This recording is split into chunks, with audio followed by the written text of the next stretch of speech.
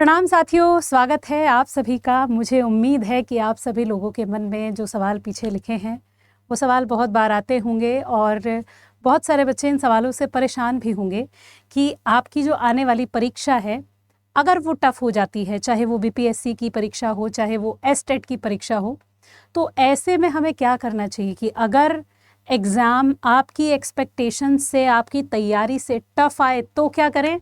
और दूसरा सवाल आपके दिमाग में आता है कि स्ट्रेटेजी क्या होनी चाहिए अगर अनएक्सपेक्टेड पेपर आ जाए, क्योंकि टीआरई 3.0 में पहले एक बार ऐसा हो चुका है कि हमने जिस उम्मीद के साथ में तैयारी की थी, टीआरई 3.0 में परीक्षा उससे थोड़ी सी टफ आई। ये अलग अलग सब्जेक्ट्स के बारे में मैं बात कर रही हूँ, चाहे वो आपका इंग्लिश का हो, हिंदी हो, सोशल स्टडीज़ हो, साइंस हो, ज्योग्राफी हो, हिस्ट्री हो, या आपका केमिस्ट्री हो, फिज़िक्स हो, बायोलॉजी हो, जियोलॉजी हो, मैथ्स हो, कोई भी सब्जेक्ट हो।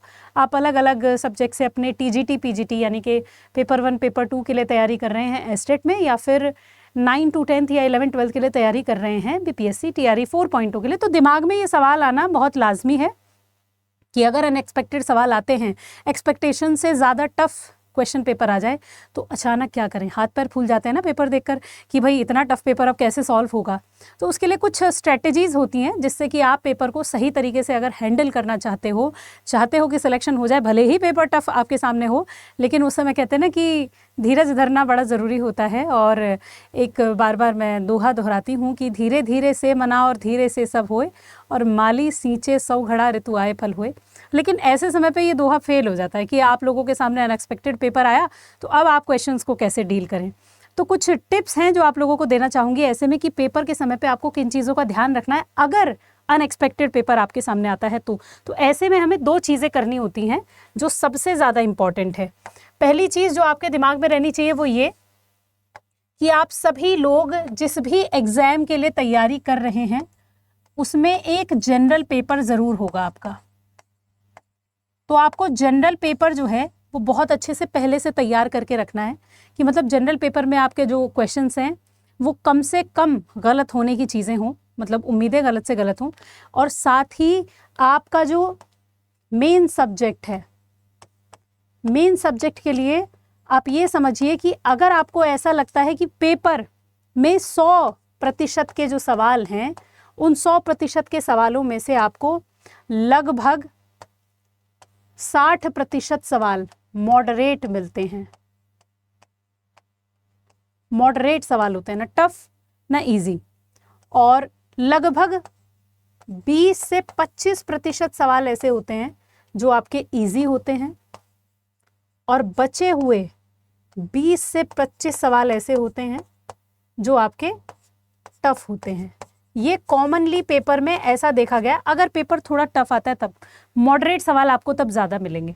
तो मॉडरेट सवालों की संख्या 60% हो जाती है अगर पेपर थोड़ा सा टफ आ जाए तो 3 चीज़ों को आप लोगों को फॉलो करना है ऐसे में जब पेपर आपके सामने एक्सपेक्टेडली टफ दिखाई दे।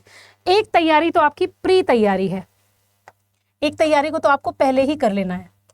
जो आपकी प्री तैयारी है उसमें आपको क्या करना है, जो आपकी प्री तैयारी है उसके अंतर्गत आप लोगों को आपका जो सब्जेक्ट है उस सब्जेक्ट में चीज़ें थोड़ी सी एक्स्ट्रा पढ़ के चलनी है। आप पेपर को थोड़ा सा एक्स्ट्रा पढ़िए।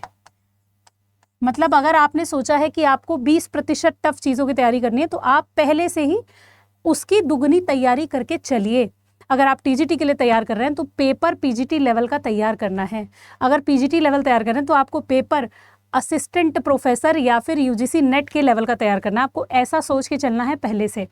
कोई भी सब्जेक्ट के किसी भी टॉपिक को अगर आप पढ़ रहे हैं तो उस टॉपिक को थोड़ा सा एक्स्ट्रा मान के चलिए, मतलब थोड़ा डीप पढ़ना है। क्योंकि हम देख रहे हैं पेपर का पैटर्न ऐसा है, टीआरई 1.0 फिर 2.0 फिर 3.0 लेवल बढ़ता जा रहा है।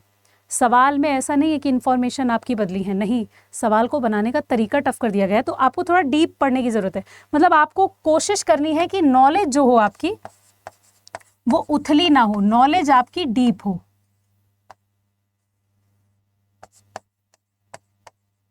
नॉलेज जो हो आपकी वो कैसी हो, थोड़ी डीप हो, थोड़ी गहरी हो, ताकि आप लोग अगर थोड़े सवाल टफ भी आए तो उनको टैकल कर पाएं। अब दूसरी चीज जो आपको सीखना है वो है एलिमिनेशन मेथड। आपको एलिमिनेशन मेथड आना चाहिए कि आपके सामने जो भी सवाल हैं उन सवालों में जो जवाब नहीं हो सकते हैं वो एलिमिनेट करना आपको आए। तो ऐसे में आप सवाल के आंसर के ज़्यादा नज़दीक पहुंच पाते हो। तो ये एक बहुत अच्छा तरीका होता है जिस सवाल का आंसर आपको नहीं पता है, अनएक्सपेक्टेड है, उसको टैकल करने का। एक और चीज़, बच्चे क्या करते हैं कि बच्चे सोचते हैं पेपर जो आएगा वो नॉर्मल आएगा, ऐसे में या PYQ के ऊपर ज़्यादा ध्यान देते हैं कि हम प्रीवियस ईयर क्वेश्चंस कर लेंगे तो उसी के आधार पर पेपर आएगा। ये अच्छी बात भी है कि आप PYQ पर फोकस करें, ये बहुत अच्छी बात है। आपको PYQ से एक अंदाज़ा होता है कि पेपर किस तरह का आता है, पैटर्न समझने के लिए आप PYQ करिए। लेकिन एक बहुत बड़ी गलती जो बच्चे कर देते हैं वो ये कि एक्सपेक्टेड क्या हो सकता है उस पर ध्यान नहीं देते। आपने PYQ देखे, उसका लेवल देखा, आपने उसके लेवल को चेक करके क्या उसके लेवल में कम से कम 30% का इजाफा किया, अगर नहीं किया तो करना है। यही गलती हमें नहीं करनी है कि आपने लेवल चेक कर लिया है, उसके बाद 30% का इजाफा आप उन सब टॉपिक्स में करिए और फिर उसके बाद एक्सपेक्टेड पेपर के मॉक ज़रूर लगाइए ताकि आप लोगों को एक अंदाज़ा हो जाए कि किस किस तरह के सवाल हो सकते हैं। मॉक हमेशा आपके PYQ से टफ होना चाहिए ताकि आप लोगों को आगे आने वाले पेपर की तैयारी थोड़ा सा करने में आसानी हो। आप देख रहे हैं कि आपने पिछले प्रीवियस ईयर क्वेश्चंस देखे और देख के अंदाज़ा हुआ कि अच्छा इन टॉपिक से ये सवाल आ रहे हैं। उन सवालों को थोड़ा और डीप से पढ़ने की कोशिश करिए ताकि अनएक्सपेक्टेड क्वेश्चंस को आप लोग अच्छे से टैकल कर पाएँ। तो सबसे बेहतरीन तरीका तो यही होता है। अब उसके बाद जो लास्ट मिनट चीज़ें, मान लो आपने पढ़ा, पेपर आ गया, अब एकदम से अनएक्सपेक्टेड क्वेश्चंस आ गया, आपने नहीं पढ़ा, तब क्या करें? ऐसे में क्या करें? तो ऐसे में 2 चीज़ें, सबसे पहला धैर्य और दूसरी बात चेतना को जागृत रखना कि आप लोग हड़बड़ाएं नहीं। हड़बड़ी में भी हमसे बहुत सारी गलतियां होती हैं। इजी क्वेश्चंस और मॉडरेट क्वेश्चंस हमेशा आपको पेपर में ज़्यादा मिलेंगे। आपको फोकस्ड रहना है इजी और मॉडरेट क्वेश्चंस पर। आप टफ क्वेश्चंस की तरफ समय ना गवाते हुए इजी और मॉडरेट क्वेश्चंस की तरफ बढ़ें, उनको पहले ग्रैब करने की कोशिश करें। टफ क्वेश्चंस के चक्कर में अपने इजी और मॉडरेट क्वेश्चंस को गलत ना करें। ये सबसे पहली स्ट्रैटेजी होती है। अगर आप पेपर के एग्जामिनेशन हॉल में बैठे हैं और तब आप ये गलती कर रहे हैं तो ये नहीं, बिल्कुल भी नहीं करनी है। तो इन थोड़ी थोड़ी चीज़ों पर ध्यान देने की ज़रूरत होती है। जब आपके सामने इस तरह का पेपर आए तो आपको यही 3-4 चीज़ें फॉलो करनी है। पहला तो अपने पेपर में PYQ देखने के बाद में जब आप थ्योरी पढ़ने बैठ रहे हैं, सबसे पहले PYQ देखिए। PYQ के आधार पर आप ये निर्धारण करिए कि सिलेबस में क्या क्या पढ़ना है और फिर सिलेबस में जितने टफ क्वेश्चन आए उससे थोड़ा 30% अपना लेवल अप करके पढ़िए ताकि आप पहले से ही चीज़ों के प्रति तैयार रहें। वो तैयारी भी कर ली है, उसके बावजूद भी PYQ जब आप कर रहे हैं तो मॉक जब आप लगाएंगे तो वो आपके PYQ से थोड़े टफ होने चाहिए। आपका लेवल थोड़ा सा हाई होना चाहिए PYQ से, आपका जो मॉक है उसका।